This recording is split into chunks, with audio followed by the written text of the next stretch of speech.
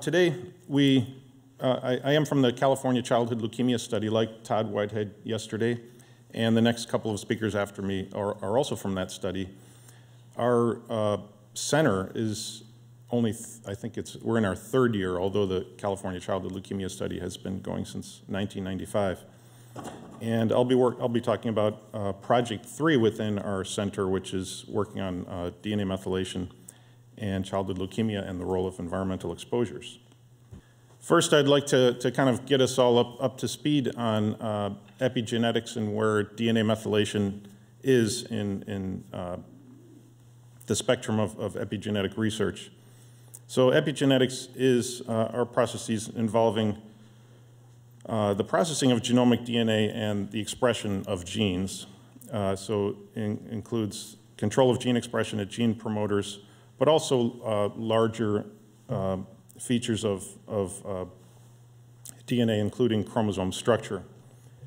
So as you know, DNA is the basic bedrock of the genome, but in order for it to be functional, we need to turn gene promoters on, and epigenetics has its role in turning on those gene promoters. There are several layers of epigenetic control of genes, and most in environmental epidemiology research at this point, when people talk about epigenetics, they're usually talking about DNA methylation. And DNA methylation is the first or the most basic modification of DNA, which can help control gene expression. And DNA methylation always occurs at cytosines, which are next to guanines. So we call these CPG sites because there's a phosphate in between. So if I say CPG later on, that's what I'm talking about. There are other layers, epigenetic layers, on top of the DNA methylation. One is histone modifications. So histones, DNA is wrapped up around histone octamers. And histones have really a wide variety of modifications. You can see over here, these are just a few of them on histone H3, methylations, acetylations, phosphorylations. And this is called the histone code, something that's not quite worked out in biology, and a lot harder to work on for epidemiology. There are several other layers on top of histones, including nucleosomes and the coiling of DNA into chromosome structures. So 5-methylcytosine is sometimes called the fifth base, and really we do have 5 bases, including this 5-methylcytosine, although the coding of methylcytosine is no different than cytosine, because the methyl group is not at the region where the hydrogen bonds occur. So when we are talking about epigenetics, DNA methylation changes, we sometimes refer to these as epimutations. So just to be clear, these epimutations are not the same as mutations because epigenetic changes, or the methylation of DNA, it's kind of a labile process. The methyl groups can be added to DNA and they can be taken away. Mutagens, as you know, change DNA structure permanently, so if this happens in a germ cell, it becomes fixed, and it's not a labile change.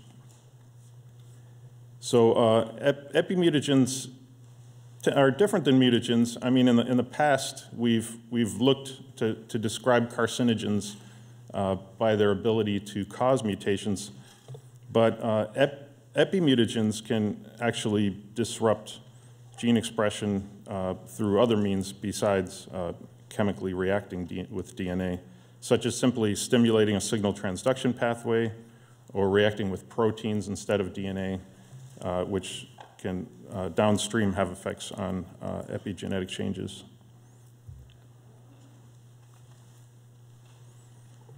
One very huge reason to be interested in DNA methylation for childhood cancer research or any kind of childhood developmental research is the really vast fundamental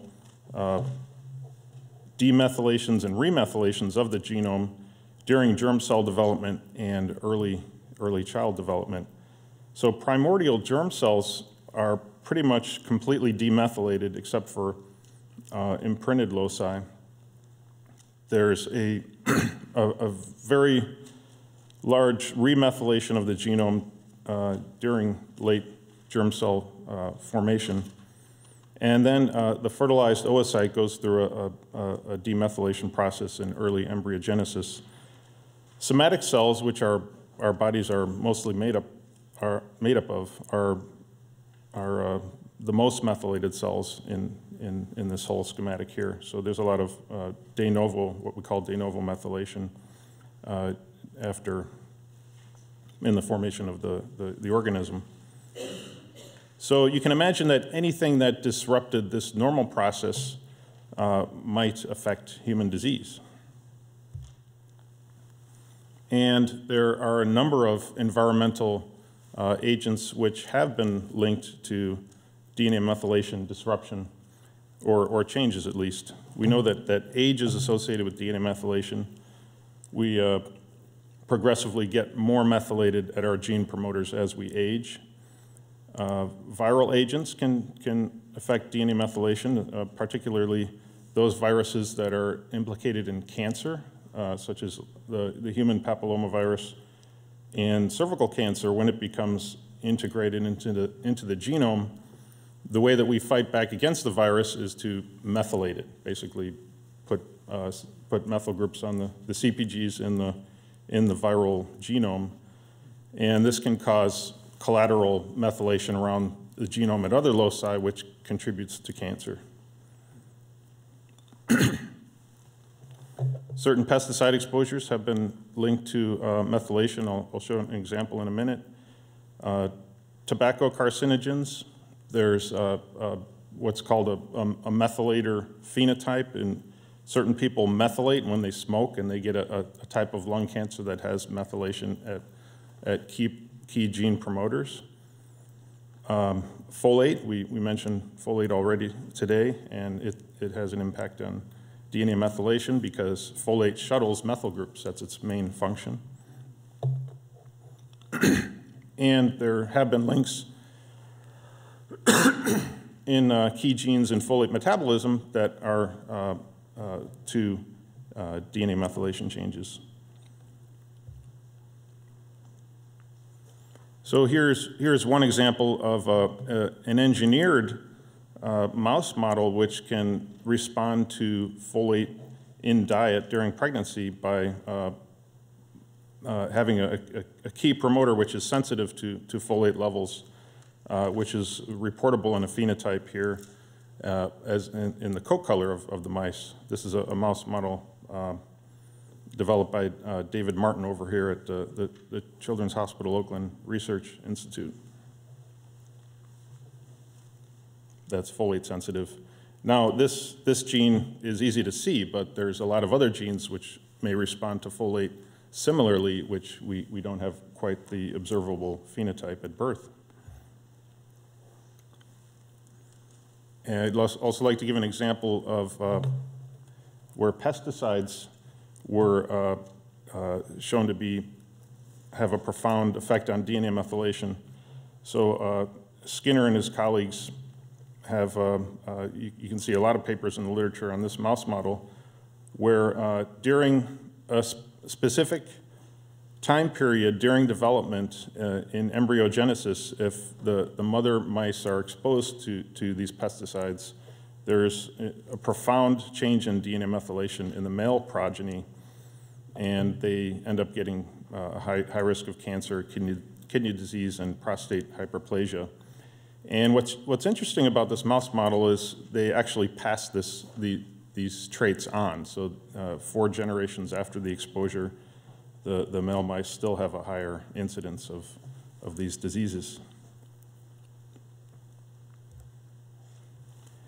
So now I will get to our work in DNA methylation. So if you look at the environmental literature now, you can see that there's a lot of interest in this area, but one issue that I have with a lot of it is they haven't really done the fundamental work to understand what's happening in normal cells before going on to understanding the environment and causes in cancer.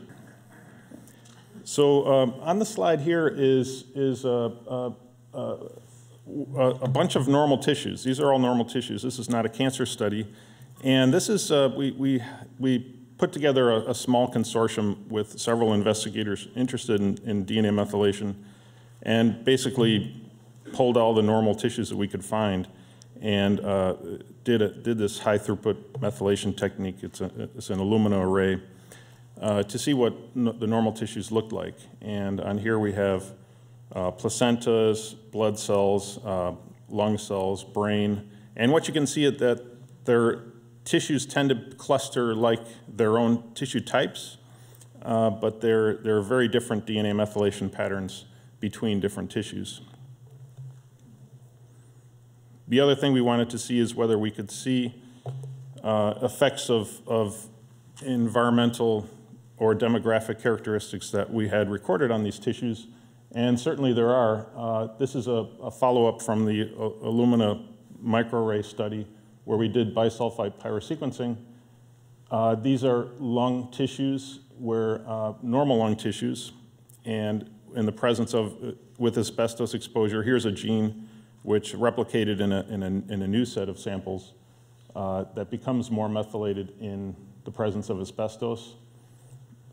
Here's another gene, LIF, which becomes more methylated with pack years of tobacco smoke exposure. And these two genes on the right here seem to be sensitive to age. DNMT3B, which is actually a gene that is involved in DNA methylation, becomes slightly demethylated as we age. And most other genes that change with age become more methylated, such as this gene, FZD9. So on to talking about childhood leukemia. Childhood leukemia is a collection of diseases.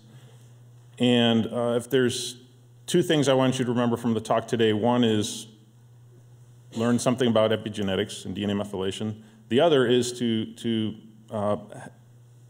keep this slide in mind that childhood leukemia is really a disparate group of diseases, and we make the error by lumping them all together in many of our epidemiology studies. And a few years ago, there was this sort of this lumper splitter type argument in epidemiology. I don't know if it's still going on because I kind of tuned out, but I think I was always a splitter. These leukemias look so differently at a molecular scale, it would be hard to believe that they could have the same causal factors, such as this subtype here, which is the majority of the largest subtype in all childhood leukemia. 35% of the ALLs has 5 or more extra chromosomes, and really not any other chromosome translocations or genetic defects that we can observe, except for a few mutations. And then this group over here, these are the ones with tel-AML translocations, the second largest group of all childhood leukemia. They have a translocation between chromosome 12 and 21, but pretty much do not have chromosome number abnormalities. So they look quite different at the molecular scale. And as we'll see in our next talk, that Catherine will talk a bit about the same categories and how there may be environmental exposure associations that are different between the subtypes.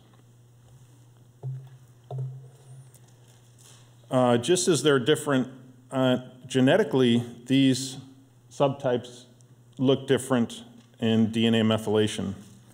So here is using another Illumina array where we took some of the most variable loci on the array and did a hierarchical regression.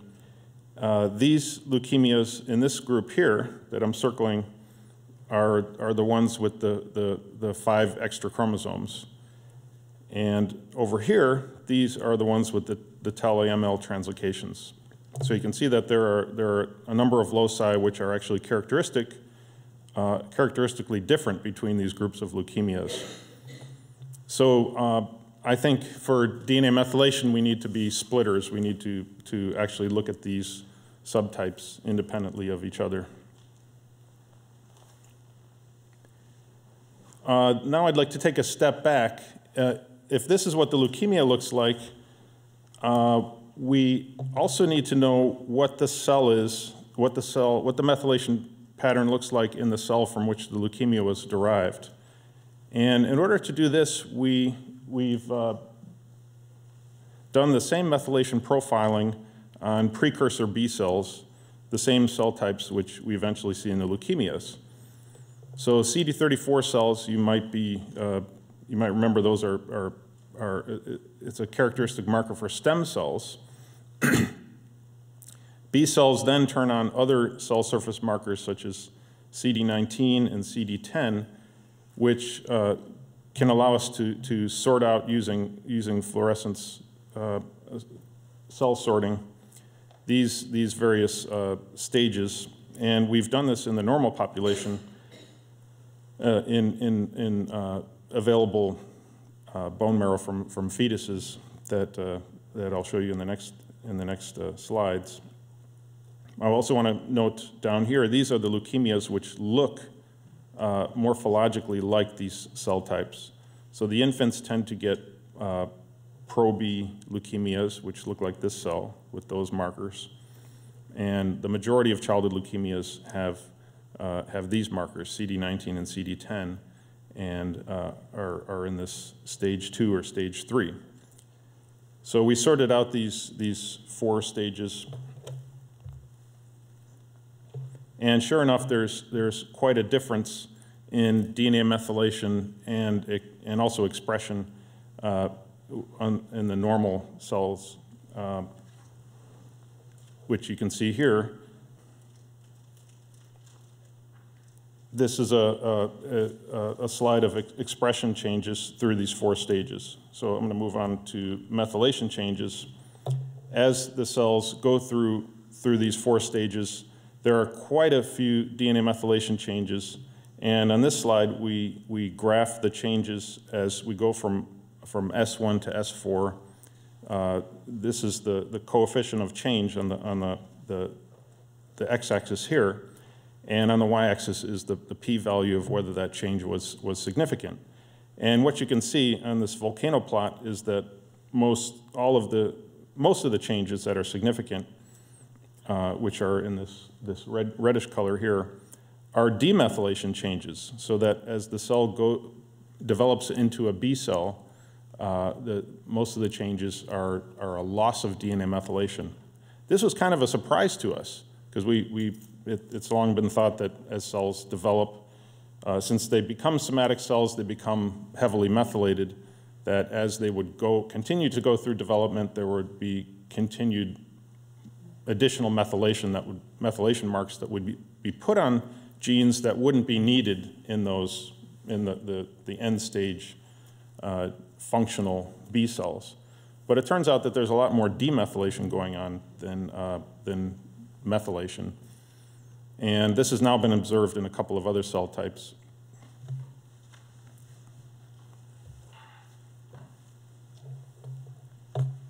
So here's a slide of these 4 stages, stage 1, 2, 3, and 4, as we go through B cell development. And these are the loci which go through demethylation here. You can see as they go from red to blue, it's a demethylation process. And then we're also able to describe sets of genes which change in expression between as they go through that development. So ultimately, and like I said, we're not as far along as some of the other centers which have been in the field for a longer time. Our approach is to get at a key set of genes. Right now, we're at this level here, where we're understanding the genes which are methylated and demethylated specific stages of precursor B cells. We're also describing the genes which are methylated in leukemia, both that look the same or differentially from normal B cells. The next stage is actually to link all of our environmental variables. As we work within the California Childhood Leukemia Study, we have an excellent environmental database, including smoking, pesticides, dust. And what we would like to get to is understand which genes respond to environmental stimuli. And the ultimate, or the holy grail here, is to find those methylation events that are biomarkers of both exposure and disease, and then go on and to use these marks in other studies. So we've started to look at two risk factors in childhood ALL in relationship to DNA methylation. One is infection, and I won't talk about that today, but we just published a paper showing a DNA methylation pattern that seems to be induced by parvovirus infection. The other one I'll talk about now is parental smoking. Parental smoking has long been thought possibly to be a risk factor for childhood leukemia, and we'll see in our next presentation that it may be a risk factor for specific subtypes. As I just mentioned, we're using methylation to be a sensor of both exposure and disease.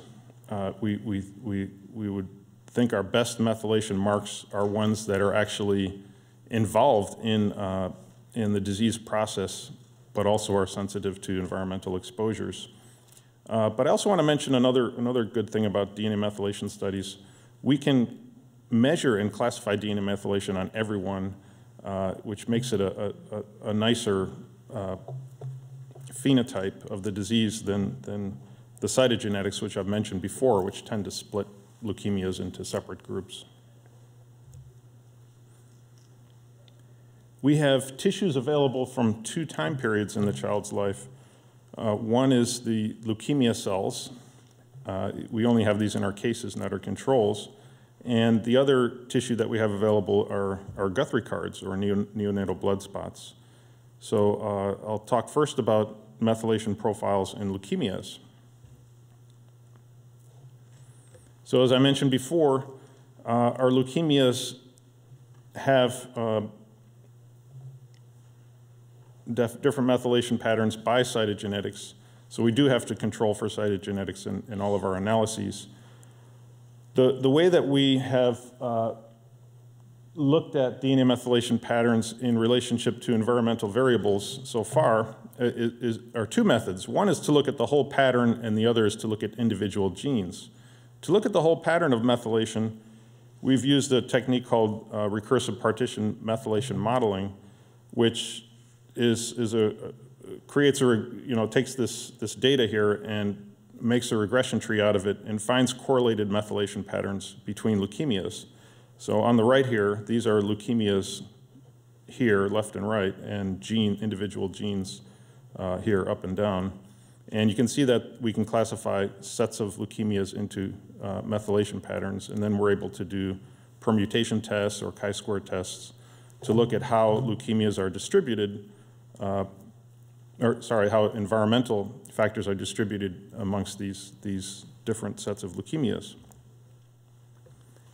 So in our first set of experiments, we looked at the distribution of maternal and paternal smoking variables amongst these 7 different groups of correlated sets of leukemias and methylation patterns. And we found significant associations with a couple of paternal smoking variables, but not maternal. This kind of goes along with the epidemiology of childhood leukemia, which is more consistently associated with paternal smoking than maternal smoking. However, when we looked at the individual gene level, we found a lot more genes, individual genes that were associated with maternal smoking than paternal. So we tried to replicate a few of these genes, and here's one that did replicate. A gene is called TSP50. So using a sequenome DNA methylation assay, we were able to show in a different set of leukemias than we used for our discovery panel that TSP50 becomes more methylated in the presence of maternal smoking here.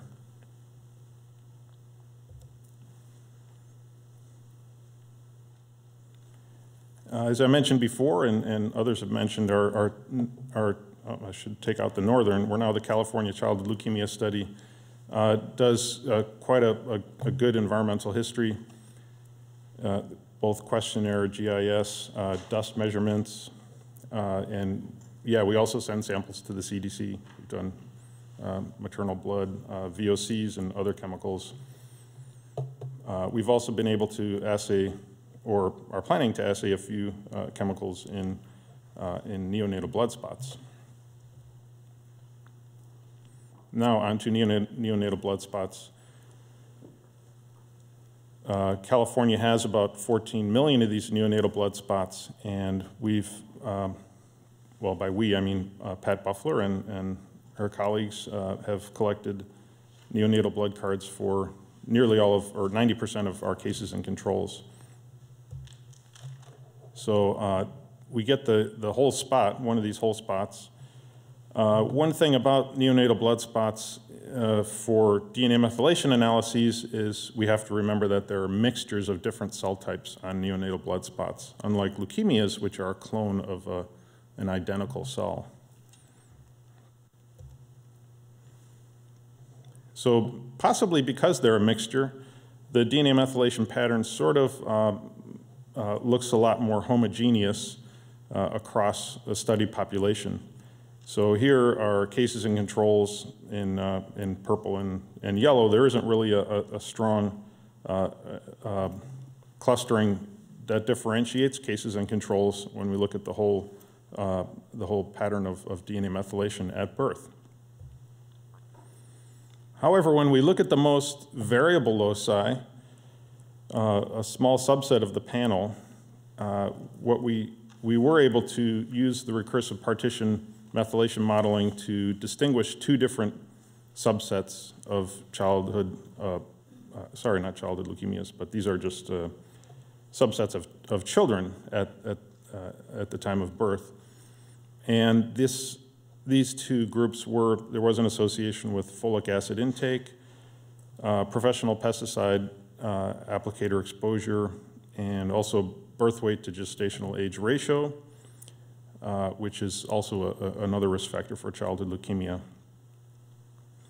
So this was on a smaller Illumina panel, and we're now analyzing data now that we've done using a larger panel with 480,000 CPG sites and 500 of our study participants. So we hope to find some new associations. So we've run these samples and are currently analyzing, I should say Singtae is currently analyzing the data. He's back there. And finally, I'd like to thank the people who are doing most of the work, including Singtae and Yuanyuan Shao at UCSF, who are working on the analysis. Jen Shao is doing much of the lab work, and especially like to thank our collaborators at UC Berkeley. Marcus Mensch is helping us to do the blood cell sorting, so the fetal DNA methylation patterns on precursor B cells. And of course, I'd also like to thank our funders, including NIEHS and the EPA for our center, and also the TRDRP, which is the tobacco tax of California, who's also helping to fund this work. Thank you.